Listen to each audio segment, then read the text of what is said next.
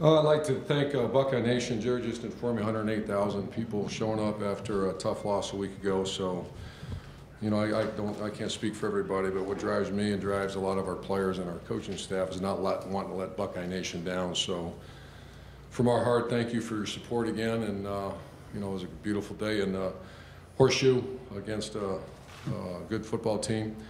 A team that you know, just had a nice talk with our players. You know, my father was in the Army, my sister was in the Air Force, spent many times against Air Force Academy, played Navy several times, never been to Annapolis yet, I will. And then I took my son to West Point, and we stayed in General Blake's house.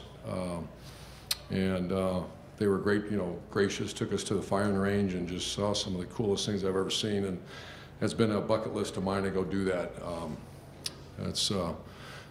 It's easy to, you know, to put your head on the pillow at night knowing that men and women that represent our country, it's awesome. And so that was a great experience to play them. It was a pain in the rear end. Now they had an 18-play, 99-yard drive, and they just wear you out. It was 14-7, and our defense coach Shiano and the defensive staff did a great job. And obviously the players. Tough Lauren came in and did a heck of a job. And then finally, just a thought on JT is I've known about the Big Ten Conference for probably 40-some years, and of all the great players that have ever played here, to say you're the #1 touchdown maker in the history of the Big Ten Conference, that's awesome. And that's something that's going to be a hard one to break because he's got a lot of games left. So much credit to him, and I appreciate him. So I'll answer any questions for you. Front row right, Bill. Urban, can you describe how difficult this last week was for you, and how much of a necessity having a game like this was psychologically? Yeah, losing's awful, and it was the typical. It's not the first time. I hope it's the last time, but you know, sometimes those things happen. You work really hard not to allow it to happen, and you go through the discomfort of being crushed to extremely angry, and self-reflection. What could you have done better? And then you have to somehow pull yourself off the canvas and get going. And how do you do that? You do that in your faith, your family, and your friends, and your teammates. And that's why a lot of us have very narrow circles, and mine are just what I mentioned, and most importantly, our players. So they did a good job. A guy like Billy Price is a strong guy, and he picks us right off the canvas, and let's go. So, second row wide left, Tony. Urban, when Tough Borland came in, was that a performance issue on Chris Worley's part? No, he has a little sprained foot, and Tough played fantastic. Do you think that's a position that becomes a competition Sure. more so now? Well, I mean, it's, you know, Worley's a leader, but you know, anybody that plays well gets an opportunity. Front row right, Austin. Urban, this wasn't the first time this week that JT's had some adversity or had people question him. He's always seemed to bounce back traditionally throughout his career. What is it about him that allows him to make those plays, make those games come back? And did you have any conversations, notice anything different with him throughout this week? The heart of a lion, you know, it's a heart this big, and the toughness is one of the toughest players I've ever been around. So that's pretty good characteristics to have with a guy touching the ball every snap. Back row left, Ari.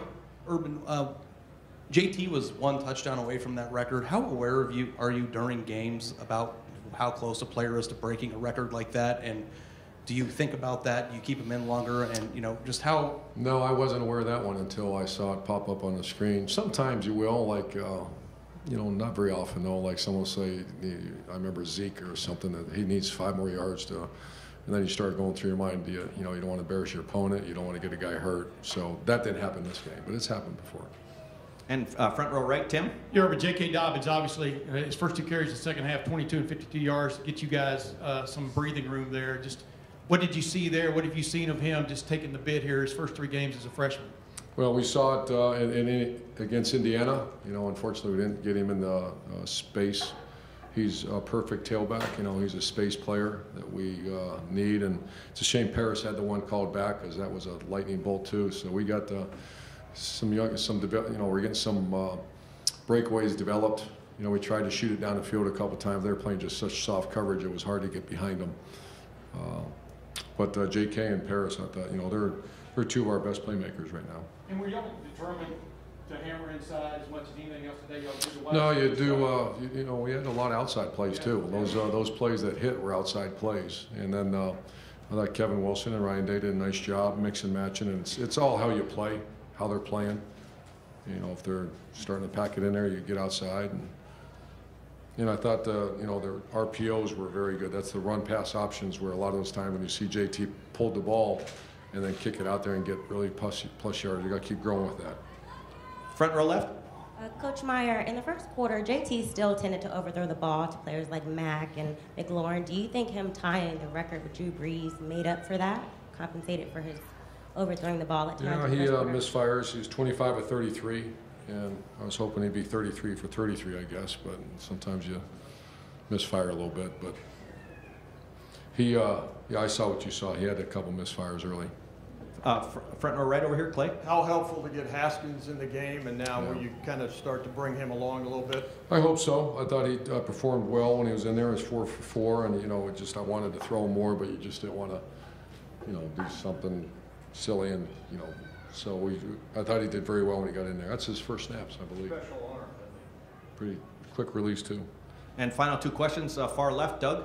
Urban, I know obviously you guys did a good job on some of those perimeter throws and spacing them out a little bit, but sometimes it looks like if you just hand it to the tailback every play, you guys could have put up 60 if you wanted to. Do you have It's just that easy, right? Yeah, I mean it's just hey, but it's more than that. First of all, it's much more than that. No, I know.